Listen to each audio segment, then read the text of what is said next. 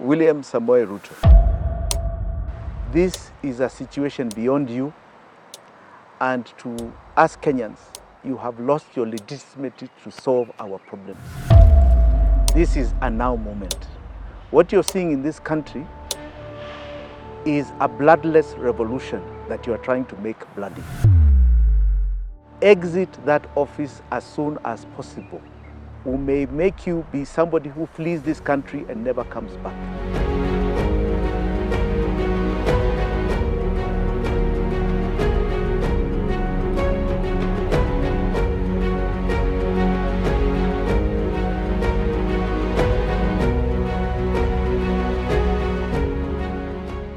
Good evening, welcome viewers. My name is Asha Bashir. Today we are humbled and privileged to have Jimmy Wanjigi. Karibu sana to our show. Asante Asha. Thank you for coming. So I know so many people want to know so many things about Mheshimiwa. Today he'll give his story and we'll just move straight because I know it's him you want to listen to. Mheshimiwa, Tell me, Asha. tell us your journey. Who is Jimmy Wanjigi? Kenyans don't know who you are. Is that so? Yeah, there are some who don't know who you are. We want to hear from the horse's mouth. See ya mtandao.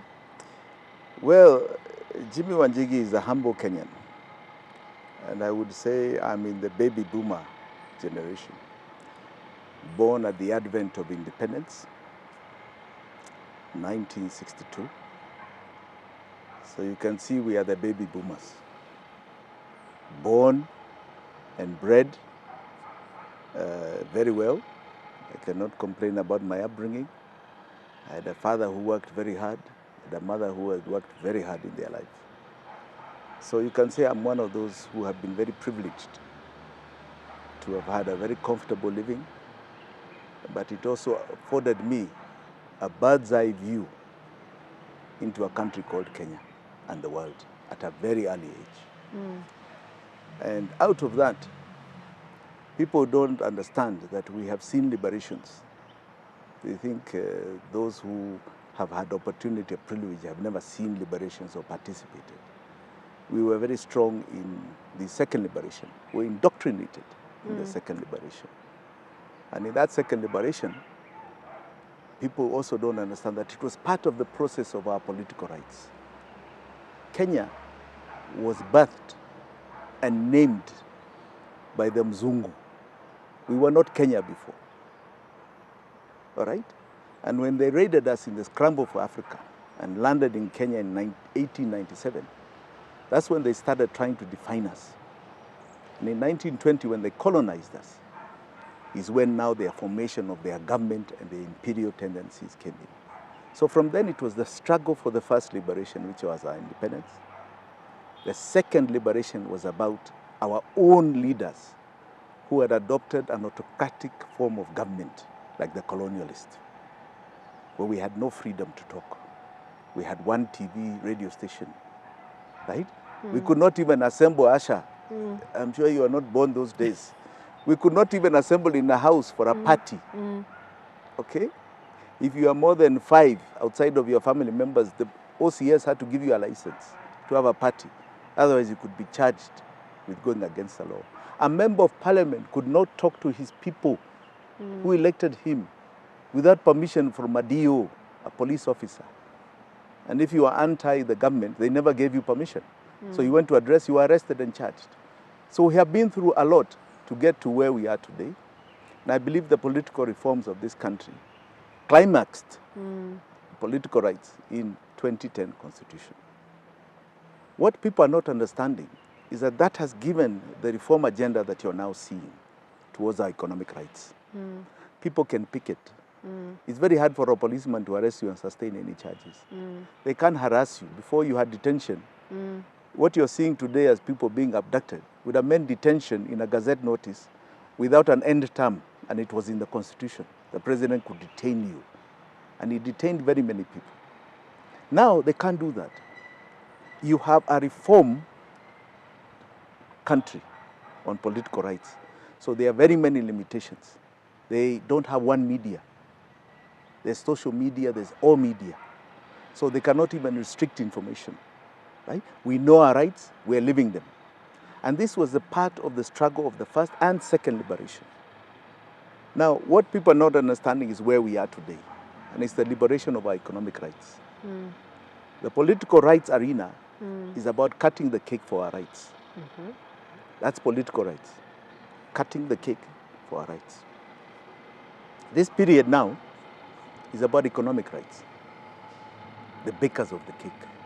Who is baking this cake that you think you're cutting up?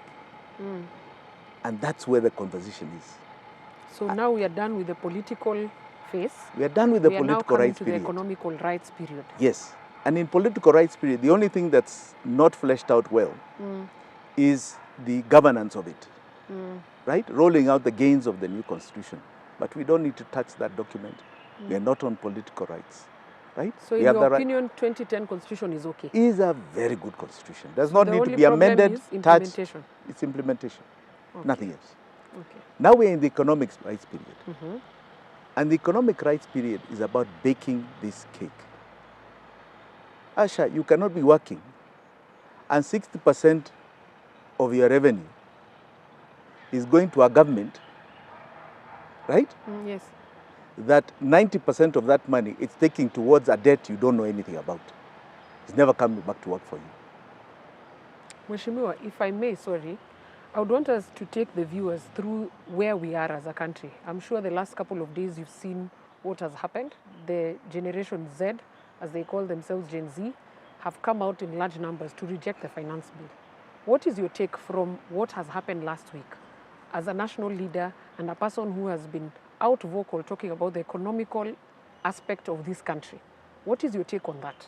Now, last year, I remember I had a session in Mombasa. I think it was September, October last year. We were invited by Okoa Mombasa to give a speech.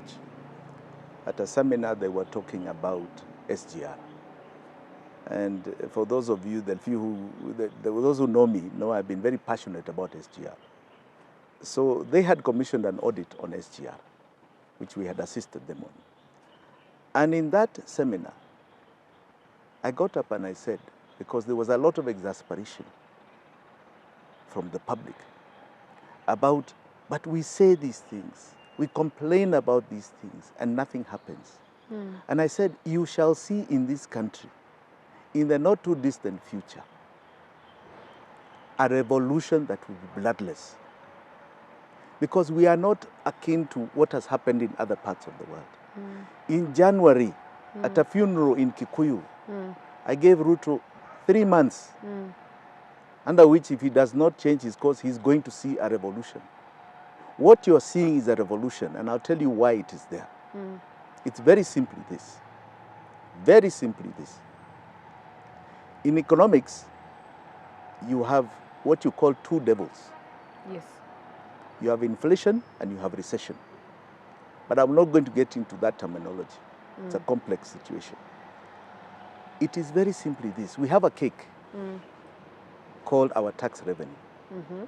Our tax revenue is supposed to be given to a government so that it works for us. True. So it removes barriers to our growth. If there's no road for us to take money, to take our goods to a market, you provide that road. So you create an enabling environment. That's what a government is supposed to do with the tax revenue that they receive. If I have goods in a warehouse, you provide security with police, right? If I want to export, you've created airports and facilitation for me to do it. So it's about our growth. So what has happened is that a country, a government, operates with tax revenue and debt, just like you and I. We operate from the income we make, and also if we are short, we borrow. Whether it's Fuliza, whether it's what, it's simple. Yes. That is a government, is us. So always understand when you see government, when you talk about government, we are the sovereign, it is us. Those people who are there are just our agents, right? Yes. They are not the government, we are. And in fact, we are above them. So, a government, in order to operate, has got two sources of revenue, tax revenue and debt. And you must reach a level, and it is embedded, under which you are able to sustain both, to catalyze growth in the economy. Our growth. Okay. our prosperity. Now, before the 2010 Constitution, what are called financial regulations and financial controls were very amorphous. But after the 2010 Constitution, the Constitution itself and a law called Public Finance Management Act were embedded. Now, these are controls. Just like I'm sure in your firm, you have an accountant. Yes. There's a certain rule he must follow. If he goes out of that rule, he's stealing. Even any home. Any home. You give somebody money to go and do this and they do something else, they are stealing. They are going against what is expected. Yes. Now, the financial controls that were put in the new constitution and PFM restrict a government to controls. Right? So, debt is a control. Right? Development budget is a control. So, for example, it says of all the money it receives from our taxes, they must do a third of that goes to development. Yes. That is a law. It is not a hearsay. It is in the law. It also says that if we are going to borrow, how we borrow. That first and foremost, all our revenue, borrowing or tax revenue, enters one account called the consolidated account. Right? Yes. Number two, it says we can only borrow for development. We can't borrow for anything else. Nothing else. We can't borrow to pay a salary. We can't borrow to put petrol in Ruto's cars. Right? We cannot. We can only borrow for development. It goes to say we cannot borrow for recurrent expenditure. A recurrent expenditure is salaries. It is debt. It is pensions. We cannot borrow for those things. Operations of government, Ruto's petrol. Yes. We cannot borrow for those things. All right? So when you see him saying he has borrowed for the Eurobond, he's going against the law. You cannot borrow for recurrent expenditure. You Right? can only borrow for development. Only borrow for development in what is called the medium to long term. And the third thing it says is that if you have cash flow problems as a government, you can borrow, and a facility is created in central bank, an overdraft facility, which must not be more than 5% of the last audited tax revenue returns. So if you collected 2 trillion in taxation, that means 100 billion is maximum overdraft at central bank, and it must be paid within the same financial year. It's only 1 year. So if you have cash flow problems, like we have a problem with floods, you're supposed to go there. Central bank. Go to central bank. Maybe it was unexpected, so it becomes contingency. You say, fine, we'll find a way there. Okay? If we have a sudden war that you could not see was coming, right? You can go there. Now, what has happened is that you have a total abuse of the structures in place. Of the law in place. A total abuse. So, to give you numbers, to try and simplify it, a deficit is the difference between our expenditure and our income. So, we are supposed to borrow on the deficit. Yes. The deficit is borrowings which must be within the law, as I've stated. Yes. So the deficit borrowing must be long-term on development. If you have cash flow problems, only within 1 year. And it must be in the budget. All right? Yes. So we bothered to do a forensic audit of our entire debt since the advent of the 2010 Constitution. So beginning 2013, right? Date. Right up to, we did up to June 2023, 10 years. And we're now compiling up to June this year. Yes. Now, in that audit, what you call primary balance, to simplify this, is the numbers. What is our total expenditure over those 10 years? All right? Yes. Asha, are we together? Yes, the total expenditure. What was our development expenditure in the budget? 6 trillion. What were our counties' expenditure? What were our salaries expenditure? What were our pensions? What were the operations of government? Making sure Ruto's car has fuel. Right? What is the total number? One item you remove when you do primary balance are debt payments. We remove that. Okay, because if we start getting there, you get so scared. But we also have done that. So we said, what is the number? It comes to 14.6 trillion. Viewers, you can get that. 14.6 trillion shillings. Okay. 10 years. In 10 years. That's from 2013 July 2013 to June 2023. Okay. Right? 10 years. All that expenditure is 14.6 trillion. Yes. Big number. So you say, okay, what was our income? Income is tax revenue. Yes. What did Mwananchi Kenyans collect? Yes. Mwananchi You know, people should not think tax is something that it's the government. It's us. Pesa yetu. Pesa yetu. What did we contribute to that 14.6? All right?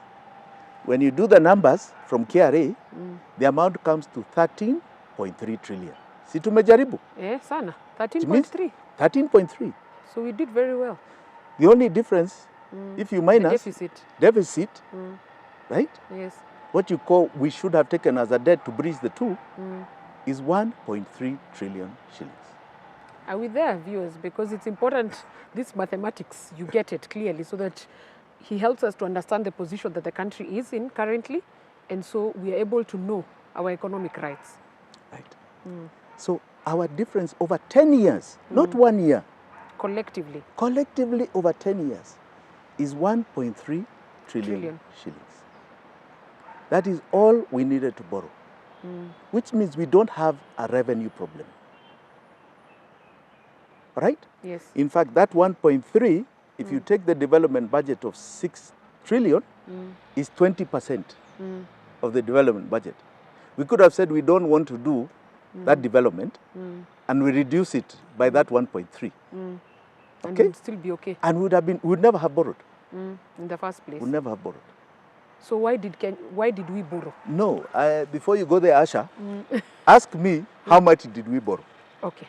First, how much did we borrow then? Instead of borrowing 1.3, which was the shortfall, right? Yes. I will shock you. Kenyans will help me get shocked. Yes. We borrowed 7.4 trillion shillings. Wait a minute. The deficit was 1.3 trillion. Yes. And what did we borrow? 7.4 trillion shillings. Okay. Continue. What was that money used for? It doesn't appear in the budget. So you minus 1.3 to 7.4, you have about 6.3. Yes. Which is nowhere, in the I books. think it's a bit less than about 6 trillion, which is nowhere in the books. So it's nowhere in the budget, it's nowhere? Does not exist. So what does that mean for us Kenyans? Are we on the same page? Yes. So 6 trillion is not on the budget, because you must also borrow what is on the budget. Yes.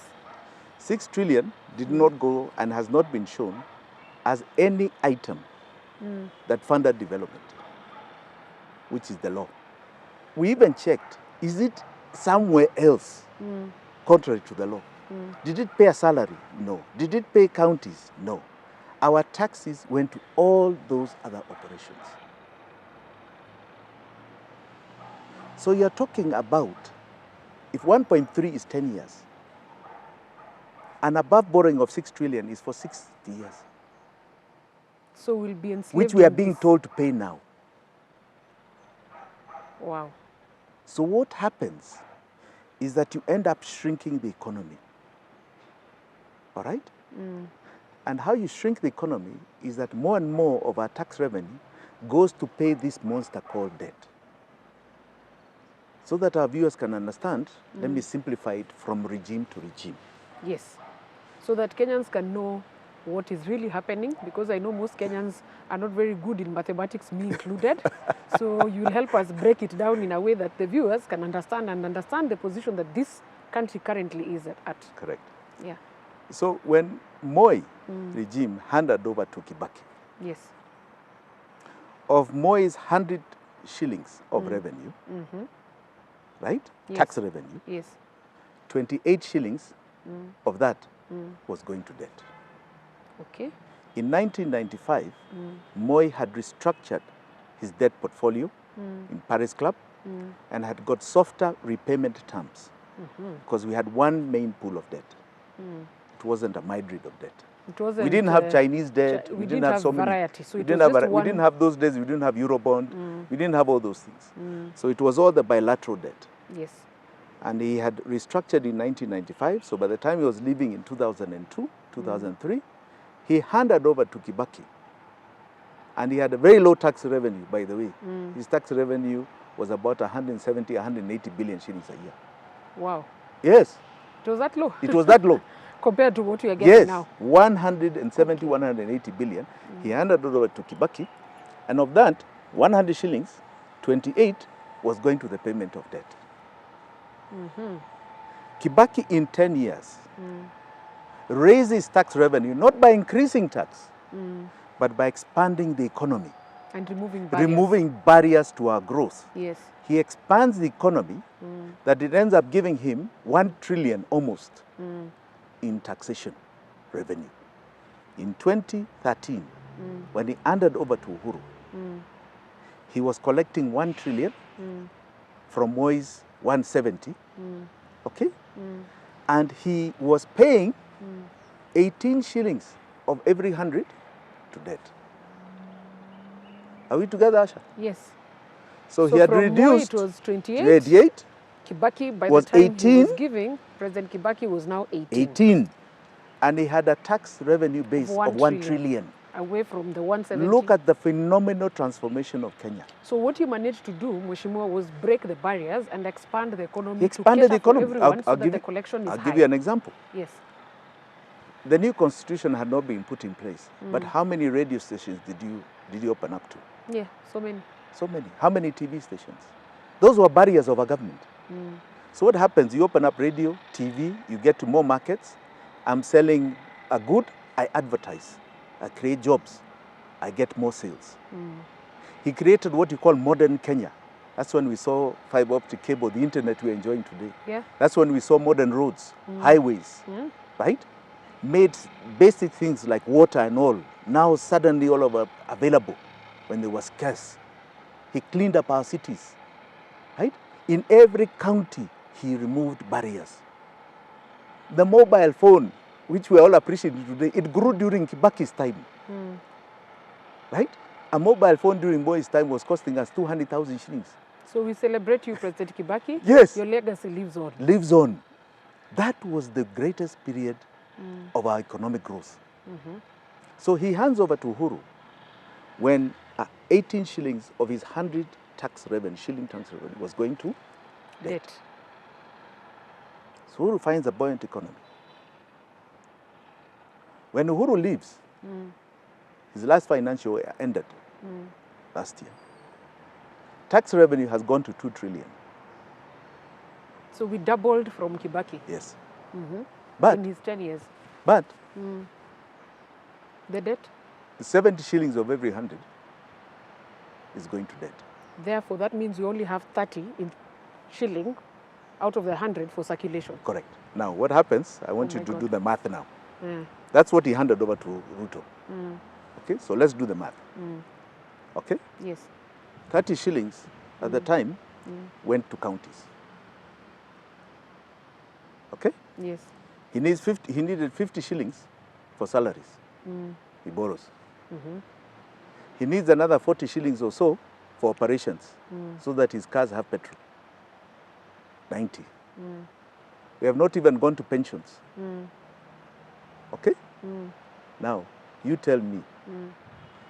He was borrowing almost 100% to eat food in the house. So it's, for example, you're saying, I have no salary anymore. I have no income. Now to feed my family, I'll have to borrow. I'm borrowing.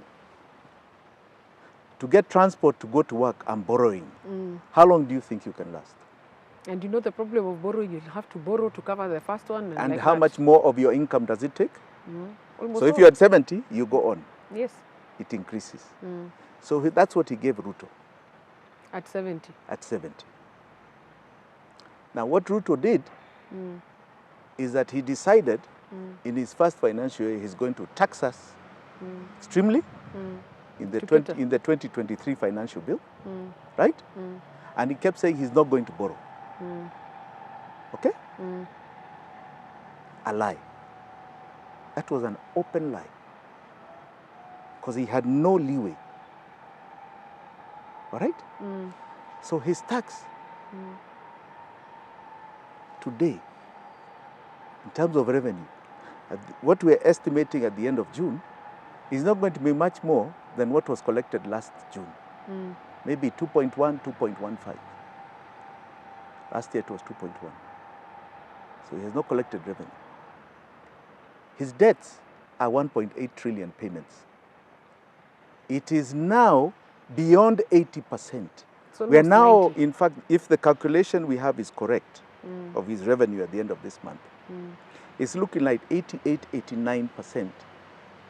80, 88, 89 shillings of every 100 is now going to debt.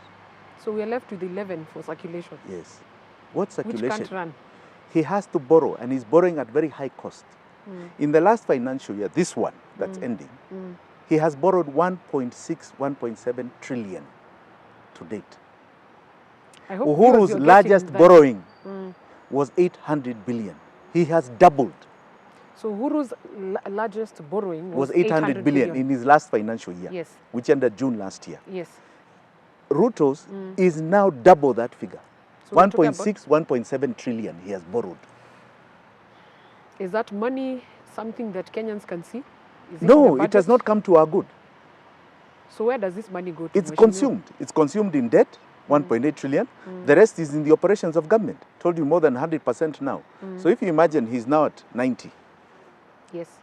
He needs, he had 385, so 40 shillings to the counties, minus 30. All right? Yes. He needs 50 shillings for those salaries. 80. He needs 4 for operations, minus 110. So if you think he has any leeway, he doesn't. So what he does is come and say, let me pitch, because of course his benefactors who he's borrowing from are saying it looks like you are not going to be able to pay. Because they know these numbers. Take note, he's not doing development. The Constitution says you must use 30%, I mean third, which is 35% of your tax revenue on development. Yes. So right? now we are not. He has only used 200. That is 10%, 245 of his tax revenue. So he's even breaking the Constitution. So that money is going to consumption. It is going to pay debt, and it's going to keep them moving around here, keeping government alive, keeping counties paying salaries. But there's nothing for the Mwananchi. There's nothing for Mwananchi. So government is no longer a catalyst for development. It's just there for and the more borrowing they are doing, right, they wipe you and out in the private sector because now interest rates are too high. So of course we will not grow. So you get into recession, right? And recession is very serious. Now, he has no more leeway.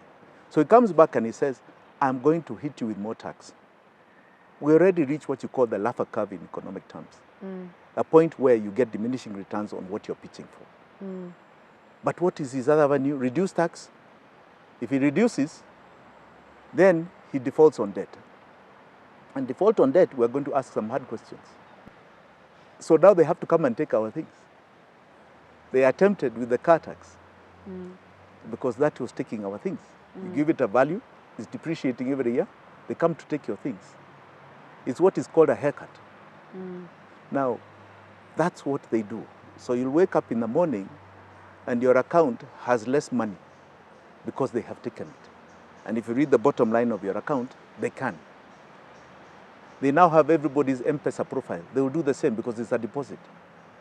This is what happened in Ghana. Ghanaians were very shocked, December 2022, when the minister stood up and said, we have done something called debt distress exchange. This debt problem has caused such havoc that now we can't collect any more taxes from you. We have negotiated with our creditors what is called debt distress exchange. That means that if you have invested in government bonds, they ask you to give us back. So if you put 100,000 in a government bond, they tell you, give us back that paper.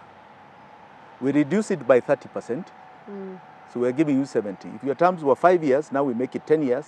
If your interest was 10%, we're reducing it to 5%. Take it or leave it. Now what happens is, of course, banks, local banks start collapsing. Yeah. So they have to take that money from your account, the depositor. They have to find the So we'll sovereign. be robbed. Yes. Now, that is a method that was used in Ghana, pushed by IMF. And it has caused pain up until today. They are still trying to find processes. The other is that they default and banks close. That happened in Argentina. It happened in Greece. It happened in Lebanon, right? It happened in Pakistan. It is happening up until today in Sri Lanka. Now, Sri Lanka had reached the same point when you saw the chaos you saw. 90 shillings of every 100 was going to death. That's when you saw them raid the presidential palace. Yes. Right?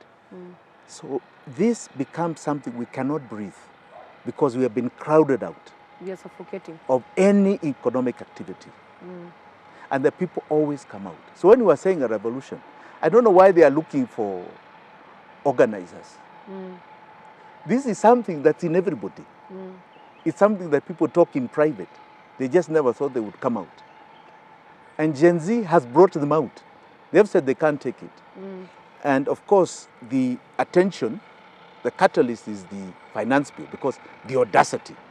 That you want to add more taxes. More pain, more already, pain. And we are burdened. We are already in pain. So take note, even without it, we are still in pain. Now, the audacity. That you can even think about it. Yeah, you can even come with an item called bread, which we are struggling to put on our table, and we enjoy, though the few things we enjoy. And you're saying you're coming for that too. For the cooking oil. Yes. You're coming to tell us, the middle class, that you have a car. Now, you pay about 14 taxes to keep that car, to get that car and operate it. And they're not coming to tell you, now just because you own it, you give it a value at insurance, we're coming for a piece of it. And it's a depreciating asset. Which law is this? There's no It's an attempt at haircut. And what they don't collect in taxes, understand they're going to go back to the debt. So ask me a question, Asha. Why didn't Ruto go for the debt? Yeah. Because he helped create it. That's one. Could you clarify when you say he helped create it? There is something called odious debt, which is a 6+ trillion that we are talking about. That is not in our law, that did not come to us. But it was part of a government that did it. So we start looking at it. What will we find? Because you're not going to ask us to restructure debt and make us feel more pain, and that debt never came to us. So The only debt we know, the only debt we know is 1.3 trillion. So the legitimate debt that, in your opinion, that you know of is the 1.3 trillion. Yes. The rest is not anywhere and it cannot be accounted for. Yes, and let me also add that of that 1.3 trillion, ask me how much we have paid. How much have we paid as Kenyans? Up to Yes. June 2023, we paid over 6.7 trillion. Wait, our debt was 1.3. That's the real debt. The real debt. Yes. But so far, we've paid We've an been imaginary servicing debt Yes. to the extent of 6.7 trillion up to June 2023. So even from June now, it will be worse. Really, we have a credit. We owe nobody anything. That's really what I'm saying. And yet we are being burdened here, right, for a debt that is not existent in our laws. Debt bonoko hapa.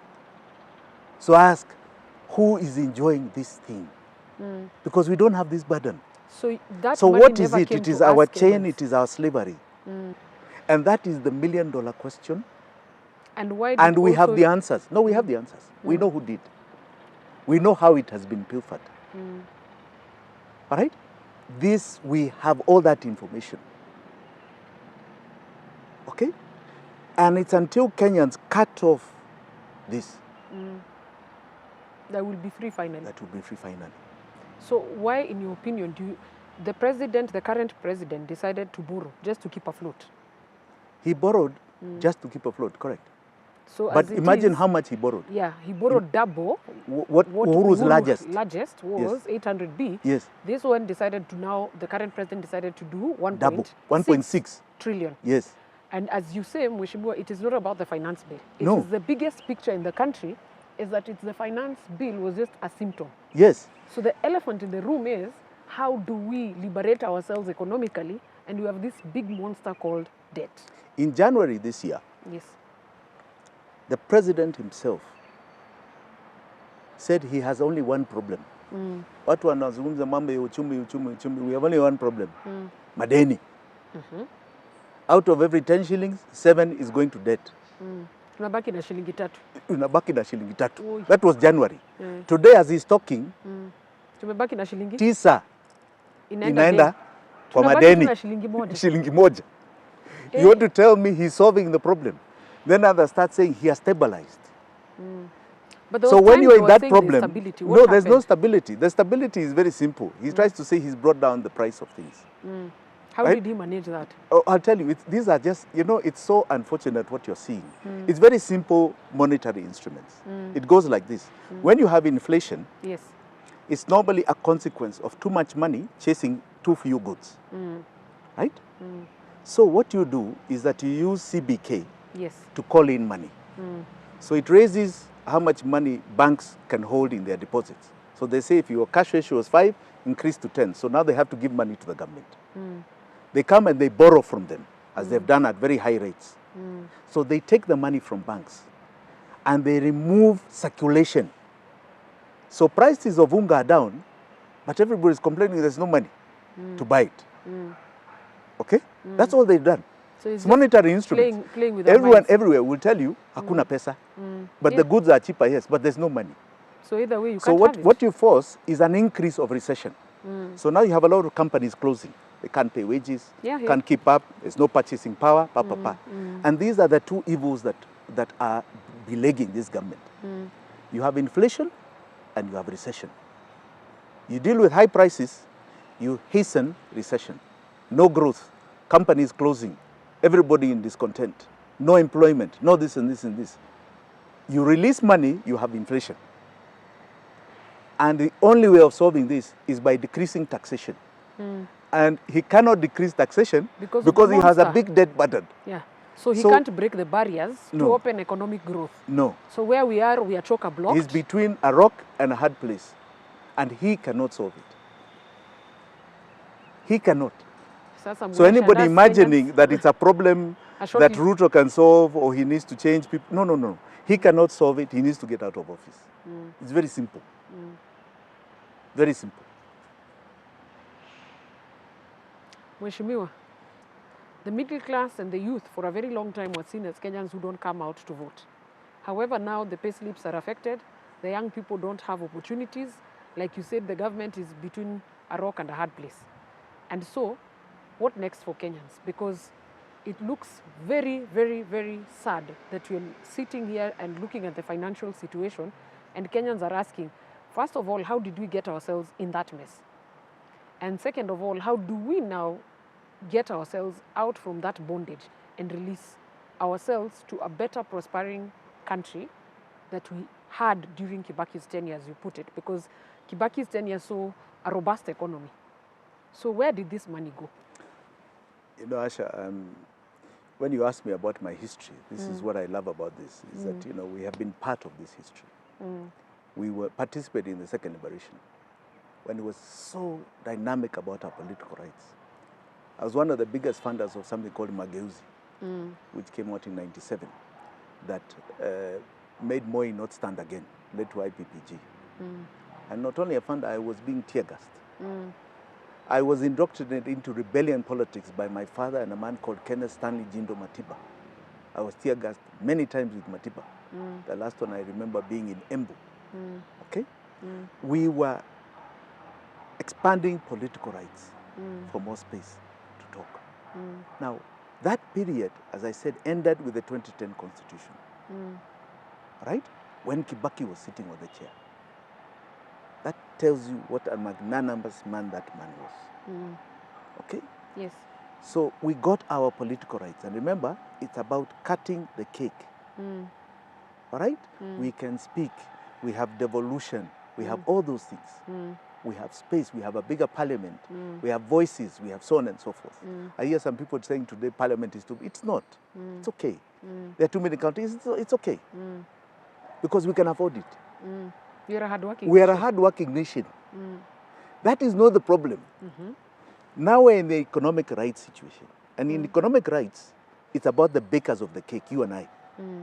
Who bake this cake? So We it's the can't be Kenyans giving who this bake. cake to people who are pilfering it. If we have baked a cake where only the deficit was 1.3, how do you go and take almost 7, how do you take 7 trillion plus? For who? For what? For what? I'll give you another example. There's something called domestic debt, which I'm very passionate about. The government keeps saying they're doing treasury bills and bonds, domestic. Infrastructure bond, domestic. Right? Giving all sorts of interest rates. Right? They cannot show you where any of that money is in the budget.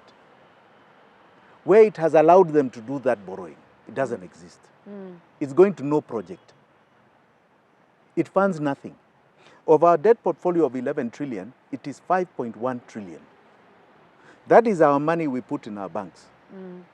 It is our insurance money, which we give insurance companies. It is our pension fund. Right? Even the other day, they have the audacity to collect our tax revenue in housing levy, and then they put it to borrow it. Does that make sense? Why would they borrow their own money? Because once they take it from us, it's their money. Why are they borrowing it?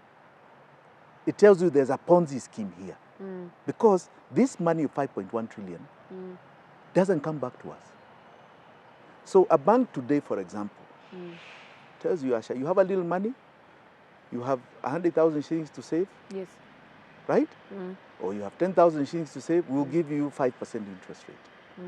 It takes that money and invests in government bonds at 16%. Okay. Right? Yes. Where does government get that money? It comes Our back to money. us It's to our tax money. us to pay that money. So And a it's our port. money. Yes. And that money never went to any good that the government can show us. It didn't go to build a road, didn't put a water pipe anywhere or a borehole anywhere, didn't build a school. Okay? Yes. But you're coming back for us to pay from our taxes that profit which you call in the bank. Then when we go and ask for a small loan, you're telling us government is taking us 16, we are the government. You are not very trustworthy. Now 26. 10 points up. I take a 26, who am I going to sell my product to? I've priced myself out of the market. Yes. So we are disenfranchised. But you ask yourself, how are banks over all these years declaring billions? They are making and declaring billions from our money. Our It's just taxes, our money that is going that our during taxes, a our vicious money circle. in their banks, that just goes to treasury bills, our taxes that gives them profit. I can tell you in our audit, there's a frightening figure. Please share. I think Kenyans, you're ready today to take shock There absorbers. is a frightening figure. Of the 5.1 trillion that has been taken as domestic debt, money from us. Are you getting it? It's domestic Our money. debt. Yes. Our money in banks, our money in insurance companies, our parents' pensions, funds, our money, not anybody else's. Hard-earned money. Hard-earned money. Yes. 5.1 trillion. To tell you, we are not stupid and we don't work. No, those are lies. You're a very hard That is our money. Put in to us to help us, supposedly. It doesn't come to us. It doesn't help us. 5.1 trillion. Those institutions collectively over the last 10, 11 years have been paid an interest of 2.7 trillion. Wait More a than minute. 50% they have been paid and have eaten. 2.7 trillion. This financial year alone, we are paying 1 trillion interest. And most of it is to our domestic. money. Yeah. Is back to those banks. So it's just our In the money next financial circulating. year, if you look at the budget, they are saying it's going to be 1.1 is interest payments. On domestic debt? On all debt, but Yeah. most of it is domestic. Domestic, yes. And Most the of it is domestic domestic. one is our money. Is our money. You know, that's the difference. Yes, it's our money. So we are paying interest Are on you our getting money. that benefit of Yes. that 1 trillion? No. Are you getting the benefit in any manner or form? Right. This is the criminality. So you ask yourself, what is this thing? What is this thing? If anybody ever followed Bernie Madoff in America, the master scheme of a Ponzi scheme, this is it. And the problem is, if you stop a Ponzi scheme, it all falls. So if you remove one brick, it goes It down. all falls. And there is a lot of pressure to make sure it does not, nobody stops it. So there is protection. So government, people who enter government get inculcated. You have a civil service who tells you, if you do this, the country will collapse. The depositor will collapse. Banks will close and people will cry even more. Because it's a Ponzi scheme. So that is aimed It was at taken deterring. illegally anyway. It is aimed at It is deterring. sustained illegally anyway. So what are we doing? So the whole Banks essence is themselves to are deter. so involved that now if they don't keep loaning the government, They're also not the making government anything. will not pay them back because it just goes in and out. It's a vicious circle. It's a vicious cycle. It just goes in and out at the highest interest rate. So you borrow a bond today at 16, right? It pays yours of last year. Government pays you back. Then you So keep it's a going. vicious Yeah, it circle. just goes around like this. It's a Ponzi scheme. It's a Ponzi scheme. And But we're these not- banks and Kenyans keep are not declaring, beneficiaries. oh, KCB, we made 6 billion profit. Oh, we made what billion? You're seeing salaries of some of those CEO running into 200-300 million. These are oligarchs. They are pure and simple modern day oligarchs that have completely sapped us. Then you go to the foreign debt. We are not worried about the IMF debt. It's nothing. In fact, it's very good interest rates. World Bank, hiyo ni sawa. The bilaterals, what you call bilateral Mheshimiwa, debt. just a minute. I think you're taking viewers too fast. Tuko na deni ngapi? How many debts? 11 trillion. From which entities? And I want you to understand, in all this 11 trillion, this financial year, right? Ruto took it at 9.3 trillion. Okay? Okay? Yes. In the last financial year, we paid 1.4 trillion in debt payments. Correct? Yes. This financial year, we have paid 1.8 trillion. And it's still going up to 11 trillion. So how come it never comes down? That's another interesting So do you ever think it will ever come down? Unless you understand the Ponzi scheme, it will never come down. So never Mheshimiwa, we're meant to in come for a down. bumpy ride. What do you mean a bumpy ride? It's a question of changing leadership, cutting this chain, and there's no bumpy ride for Kenyans. And if we don't, We are suffer actually the laughing. consequences. No, we are actually laughing. You cut off this chain, people can cry all they want. We don't even need foreign money. No, Our domestic money is enough. it's enough. What we have in this country, we produce. It's enough to handle all our needs. We don't need this debt. We actually don't need. There's a country called Peru. It went through this sort of headache. They removed a president called Fujimori, even jailed him. Right? In that country, if you stand on a platform of debt, you are finished. If you enter government and you say you're taking a debt, people remove you from the palace. You go It is debt-free. Okay? Our burden and our problem is this thing, this monster. It is our chain. And I believe the Mzungus know it, and they are using it to chain us even more as part of a global imperialism, And you're of saying, a new colonization. And you're saying the debt is not like Moi's era when it was one pool. No, it is a myriad. So you have the bilaterals, which are actually the ones I'm saying are not bad. Okay? Yeah, Those the are IMFs. soft IMFs and so on, and they're not that big. Of that 11 trillion, I think they're 1 point something. And very long term. You put the Japanese there, you put anything from Europe, you put IMF, World Bank, it's not even more than 1 trillion something. Right? And the multi? Now, the other is you have, now that's Paris Club, right? The bilaterals At the fall Paris under Club. Paris Club. Then you have Chinese debt. That's number 2. That's number 2. Then you have something which is more a monster called London Club. London Club is where you have Eurobonds. You have something called So si tuligraduate, when you tulimalizana hizi tumeenda mpaka Apex. Apex, London Club, you have Eurobonds, you have something called syndicated loans. When you hear syndicated loans, get scared because the interest rates are very high. Right? These are now the games. So ask the government today, because I hope, Asha, you get interviews. Many people, I talk to them and they say they are going to try and talk to government, government runs away. Ask them to show you what Eurobonds, because 7 billion Eurobonds were taken. This 2 was taken in 2013 that we were struggling to pay the other day.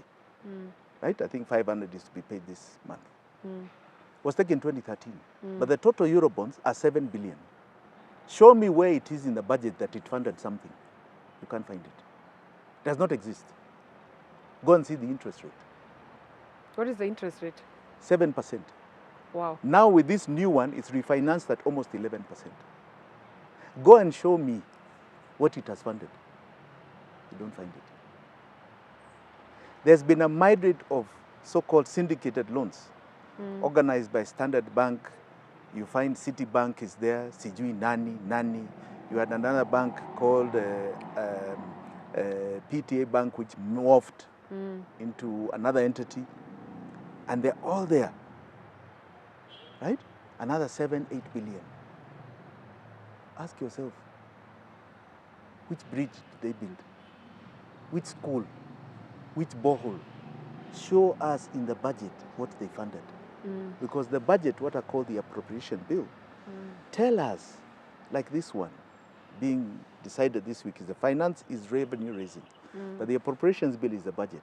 If you go through the appropriations bill, it tells you what money is being borrowed for. There's a schedule, right? We need to do this project. Yes. We are getting funding from this place, and tax is so much. So show us where Eurobond or syndicated loans or domestic money Is featuring. is featuring. So there is nowhere. Nowhere. So why are we paying these debts? I told you, it's a Ponzi scheme. And ask yourself, who has been eating all this money? What is this thing? What is this snake, this chain? And I always say, the best thing, because maybe people think we're doing it for siasa, it's not siasa. These are hard facts that the government has been unable to address. They've been unable to give us contradictory evidence. All you need to do is say, these ones which are not on the budget, it's very simple for us to show you how they are not on the budget. Put them aside, we are not paying. Okay? All these payments we made, what did they go to? Okay? Because it's like this debt is not going down. We keep paying. It will keep going up. And yet we are paying humongous amounts of money. We actually left with 10 shillings after all of the 100. Yes. This financial year coming, we are paying another 1.8 if current exchange rates remain. Okay? You will not see that thing coming down. It will keep going up. You think at the end of this financial year, 2025, you're going to see it at 11 trillion? No. No. And Ruto tells you he's not borrowing. Good. Let's see. Let's see. It will not remain there. You'll find it is now 13, 14 trillion. And yet so much more money has been paid. What is it? Correct. So the problem will not go away until we address this debt issue. So you're saying in high terms, Mheshimiwa, it's high time that the country has this conversation on the debt issue. Not only a conversation. Action. Decisions. So if people are clamoring about the finance bill, they should be asking Ruto today, tell us about the debt. You told us you're not borrowing. You've borrowed 1.6, 1.7 trillion. You told us you are not borrowing. And in fact, in this financial year, if you look at the budget, 2023-2024, the only borrowing approved is 341 billion. He has borrowed 1.6, 1.7. With whose permission? Not ours. We didn't give him permission. The budget gives him permission. That is where the deficit is, in the budget. Right? So and even the budget now looks like a sham. It's a sham. If we are not following the all of this is a sham. All this is now it's what all we a call sham. sarakasi? Yes. It is a sham. It is a delinquent government. I saw one of the reporters today show that there are 2 finance bills.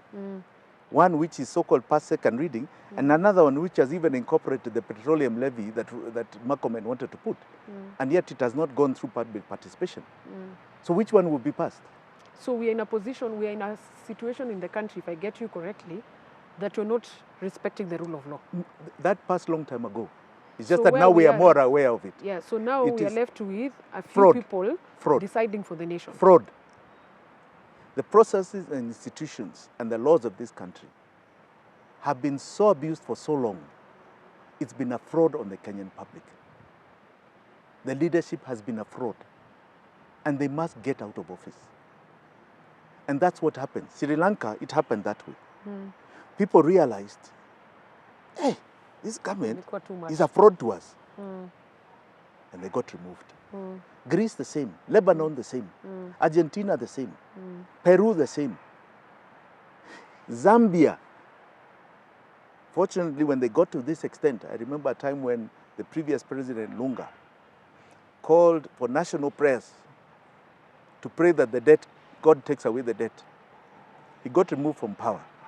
Chileman walks in and he says, eh, when I look at the debt portfolio that is in the public, what I have found in the treasury, I cannot, is another monster.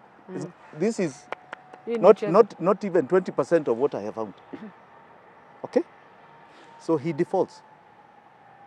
And he pleads with IMF. Fortunately, they didn't have our domestic debt as big as ours. He pleads with IMF for a cushioning. They agree on terms with IMF. And now he has set up a tribunal to investigate the debt. So I can assure you, they are going to be heads rolling. And he'll create a structure, okay, that respects the rule of law. This is what we need to do here. And unfortunately, I do not believe William Ruto has the legitimacy to do it. He's part of the problem. He helped create it in the first place. He's continuing it, and he needs to get out of office. And if Kenyans believe it's a question of election, I don't believe it is. I think he should get out like yesterday. Like yesterday. And all these people. So there are some Kenyans who felt perhaps the only issue is the finance bill. But you breaking it down, it seems like the monster in the room, our future as young Kenyans and also older generation, as Kenyans holistically, that we have a bigger problem. It's where we are, the economy is crumbling, right in front of our eyes. And you're simply saying this is because from the start, there was no respect to the rule of law. Correct. We've degenerated to where we are. Correct. And now we are stuck. And the monster is? Debt. Yes. So what next, Mheshimiwa? I hope Kenyans, you're able to understand the journey, because it's no longer about the political rights, as Mheshimiwa has put. It's more about also the economic rights. The political rights that we enjoy was given to us by the 2010 Constitution, and we fought to ensure that the political rights are respected. However, we forgot to also equally, with the same vigor, protect our economic rights. Correct. So that's where we are now as a country. Now, economic rights, Asha, I'm glad you keep reminding us to go there. When we talk about the bakers of the cake, just to give you a synopsis, if the government was not borrowing domestically, this money that is our money, that our taxes go to give profits to oligarchs, if it was access, if we had access to it, there would be no need for stupid experiments like the Hustler Fund. Right? Where you think you're giving somebody 1,000 shillings to go and make chapatis to sell. You are reducing Kenyans to think about a very basic level of living and that they should be satisfied. Kenyans have got capacity to be build such great people, world class. Why do you want us thinking about hunger and food? Why are you not taking us out? Why are we not being taught about how we can be great like we've seen other nations in the world? Right? So they want us to maintain a level of just be happy that you're getting food. Okay? Rather than... Is it more of to subdue the masses? It's what you call planned poverty. So the colonialists instituted it. And it's very simply this, that they live well, their standard of living, on the basis that they take from raw material, their sources of production, at very low levels. And if the prices increase, then their standard of living, they feel, will come down. So planned poverty was instituted with colonialism, right? Where if you had access to, let's say, a coffee growing area, right? And you could grow coffee. The Mzungu came and said, no, they are the ones who can grow coffee. If you are to grow coffee, you need a license from them. So first, you were not taught how to grow it. You were taught, for example, how to plant. You were never taught how to harvest. And if you did harvesting, you didn't know where it went. So people didn't know the chain. So when there were not enough colonialists that came to the country, right? These Wazungus to plant coffee. They decided, okay, you who are in those lands, because coffee can grow everywhere in the country. We've chosen this area to grow coffee. Right? You know, coffee even grows in Boni. It grows anywhere. It can even grow in Siaya. But they chose these lands to grow. Right? So they would go to your grandfather, right? And say, you seem like you are a person who we can cooperate with. You have 1 acre of land. We allow you to grow on a 1/4 acre. And this is your license. If you grow more than that, we arrest you and charge you. So they were even restricting how much one can benefit. Now, plant poverty goes this way. To rule the masses, you keep them down. Subdue them. Subdue them. Because the more they know, the more they are aware. You're at risk. Yes, because then what are you offering? The advantage was that you know more, so people respect you, right? And they adhere to you being in a position. Okay, they don't question you. So plant poverty goes like this, and this is a model the Mzungu instituted, and it has been there until even the Kibaki time. 60% of Kenyans are made to worry about food. Okay? They just want food. Their dreams and aspirations, and this is one thing that Kibaki really did, educate you. That's why he was so keen on free education, is get your child into education. Get them educated. So that it is a free pass out of poverty. You liberate them. So you liberate them. Right? Or liberate the generations to come. Okay? But if you don't achieve it, that's another hand to come and bring food. You say, maybe in the future, their children. Right? 30% are called the middle class. Lower, middle, and upper middle class. Right? And they're inculcated to believe that you're a salary away from being in the 60%. You're a major sickness away from being in the 60%. Go and take a mortgage that keeps you there because you want a house and you want your child to go to private school. Right? You want a particular insurance for your health. Right? Yeah. So you are made dependent on income. Without it, you feel you're done. You feel you're done. So that's sort of a security. You will never stick out your neck to fight any system. Because that to you at that moment is your security, but in the whole essence, because of planned poverty, the whole essence is to subdue and make the masses feel they are sort of in this cocoon, so they can't move out. You can dictate to them. Yes. Okay. Then you have 10% who are the ruling elite, of which only 1% are the true rulers. But the 10% are happy with the status quo. Yeah. They have influence. They have name. They can push their weight. Okay? They are a phone call away from any problem. Okay? They are even our preachers. Right? Because if they didn't have the 60% who want to come out of poverty, there'll be nobody in churches. Right? There's a Mokorino friend of mine, one of the bosses in Mokorino. Asked him, you are the ruling elite. He told me, but Jimmy, I have no money. I said, no. You're in the 10% because how big is your flock? He said, 2 million. I said, you tell me, what do they pray for when they come? Oh, they pray for prosperity. What is prosperity to them? Money. To take them out of their poverty problems. Because they believe with money, they'll deal with the illnesses in their homes, they'll deal with all this. Okay, good. Now, if they are liberated and they're out of it, will you have flock? He said, no. I said, so why do you think you want it to change? You're comfortable with the status quo? Comfortable with status quo. So, that has been the model since independent Kenya. And the only person who really tried to change that was Kibaki. Jomo did in the initial stages. When it asked us to go back to the land, government will provide, go and produce. And they did huge demarcation of land in this country. Title deeds, Nini. He did a wonderful job. And he carried on the institutions, right? But he still had this sort of kingdom mentality, right? Moi was a disaster, okay? Kibaki comes in and he equalizes education. Says the greatest equalizer is education. Is education. So he gives it free, and then he shows you at the end meritocracy matters. So even policemen start going back to schools to get a promotion. So he shows you that is the path. Right? Uhuru comes in and that becomes irrelevant. Meritocracy becomes irrelevant. That's All where those now, things become irrelevant. Okay? And you introduce models that nobody quite understands. Nobody quite understands. Right? It's as though tenders, pitching for government things is the most important thing now. That's where you get money. Whether you're at county level, national government, what is that?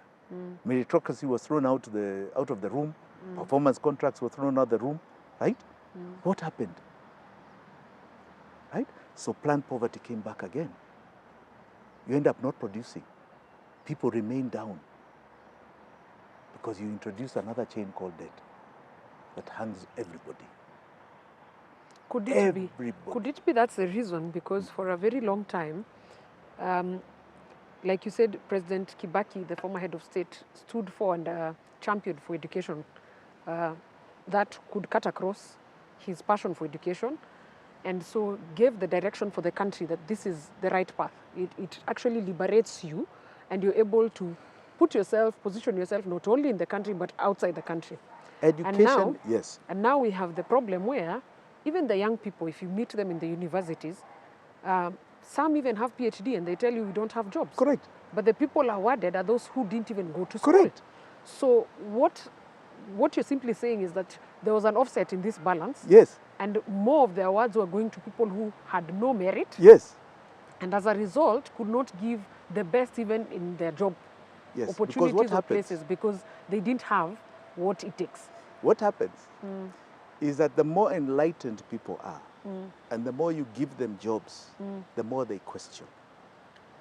So when you don't want to be questioned, you throw that model under the bus. And you create dependents who are there, not because of their qualifications, but at your largesse. And I can tell you this intimidation has been going on for so long, it's even in the banking sector, where professionals, bankers and economists were muzzled. You question too many things. You're told hit the door. This is the middle class. You'll be removed from your job. So even them, they learned how to shut up. Even when they see the things I'm talking today, it is known by professionals, our own Africans, Kenyans, in banks here. But they will never talk because the bosses will remove them. The head of the oligarchs will remove them. Right? So it became a mentality. So for you keep quiet. You just keep quiet. For survival. Yes. Yes. I need to pay bills. It's Not now their children, Gen Z, who are now on the streets. Okay? They are the ones on the streets. Because their parents were made to shut up. And they couldn't. Otherwise, you would never have brought them up. Don't blame them. They couldn't. Now, any revolution generally comes from the middle class. Apart from the French, where it went to the third tier, where it went to the masses. It starts here. Before the masses were there, and they were tribal, they are just hooligans, they are just thieves, they are breaking shops, they are sijui nini, right? It's a tribal agenda and so on. It wasn't. It was the same discontent. But they can only last so long because they're hungry. Now, Ichungo confirmed there's a middle class who are doing this. He confirmed the revolution is real. I don't think he understood what he was saying. He thought he was trying to divide the so-called middle class and the poor in the upcountry. The poor upcountry, Gen Z, want to be like those ones. They also want to see KFC in their places. They want to live like those ones. They see it now in communication. So now the middle class are leading this. It's the middle class kids. It's the middle class who actually don't need to look for that food every day. And if they are, they have somewhere where they can go and find it. Okay? They can stay on the streets. They are more educated. They have nothing to lose. They are educated. So they can criticize. Can see they are disenfranchised. Yes. They are in their 20s. So they are looking, hopefully they'll live to 80 productively. So they have 60 years ahead for them, and it's looking like doom. Of course they'll stand up. There's a lot you'll not control. I doubt they'll leave the streets until there's proper change, right? Which is a change of regime. There was killing, Mheshimiwa. Yes. What is your take on that? Two things. One,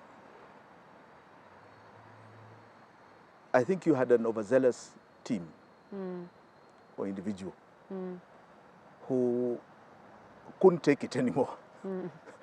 Okay? But somewhere he got permission. He got permission. Right? It was night.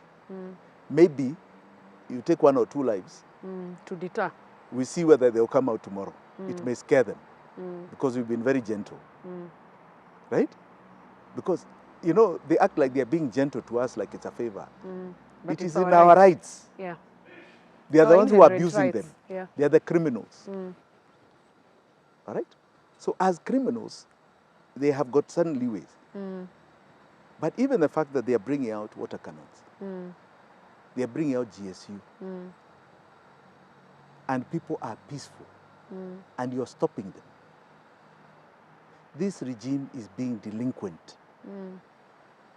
They should be asking, where are you going to demonstrate? We give you security. Right? We make sure no thieves infiltrate you. No hooligans infiltrate you. You want to go to parliament? Let's agree you reach the gates, and at 6, 7, you leave. Because at night time, we cannot provide security for you. That's what they should be doing. You want to go to State House? Let's agree. You're coming to State House, you'll bombard and bombard and bombard the president. If he's getting guests, he has to go somewhere else. Agitate for what you want, but you cannot use force. And the kidnappings? Because I think we are That seeing is now part of kidnappings. intimidation. Yes. The other is, of course, they're trying to understand, trying to get information, because this thing seems formless. Does not have leaders. There's no structure. There's no structure. They don't know who to talk to, right? Who to target. I think there's also some who are thinking maybe we can brand particular people, right? And by making them victims. This is how NIS operates. Let's make them victims so they become the leadership, then we address them.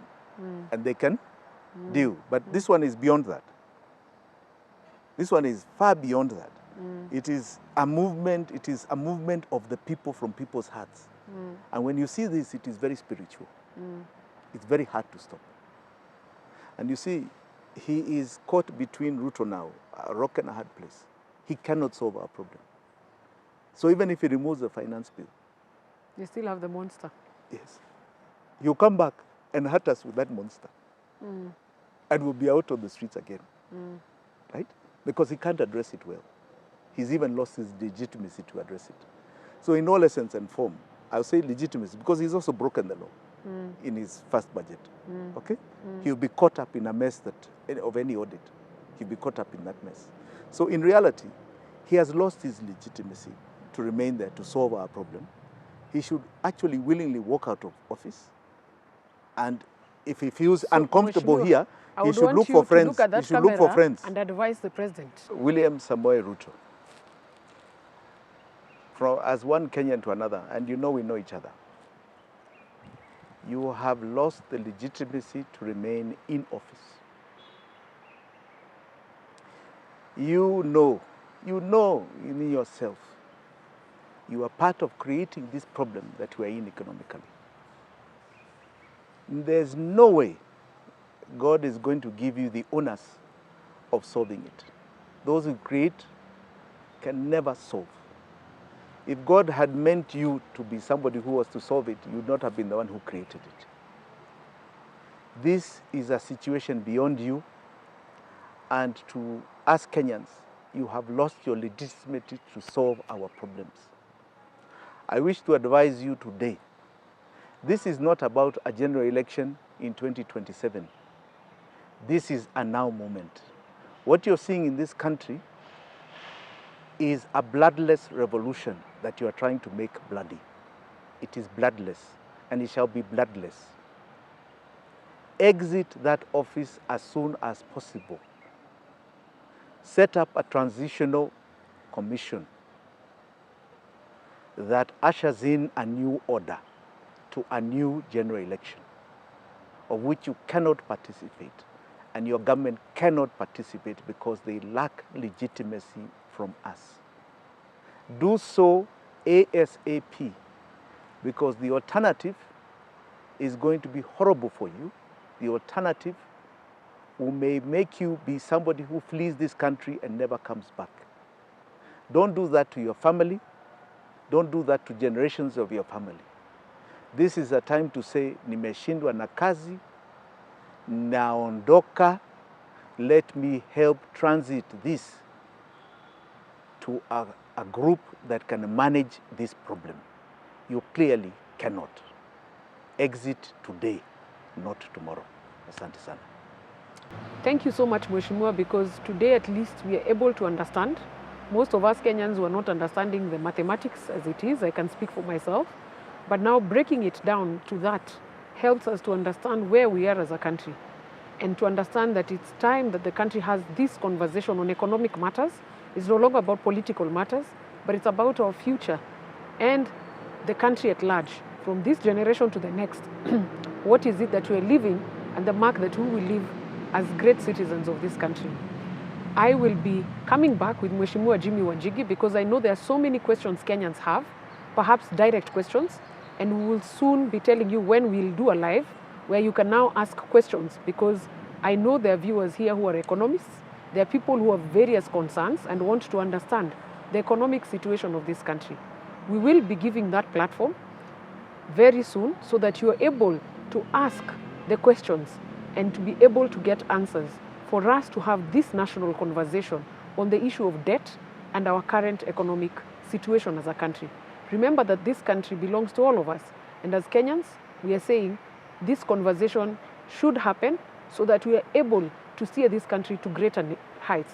We all know that all Kenyans are hardworking, and therefore the least we can do is ask questions and be able not only to be part of solving the problem, but understand where we are coming from as a nation and where we are headed to. Until next time, when we'll have these open questions addressed to Honorable Jimmy Wanjigi, and I hope you will give us audience. Oh, absolutely. I'm sure there are Kenyans out there who have direct questions. We will soon be getting back to you so that you can ask these questions and help us see the best way out as a country to solve our economic questions. Thank you very much, and thank you for watching ABTV.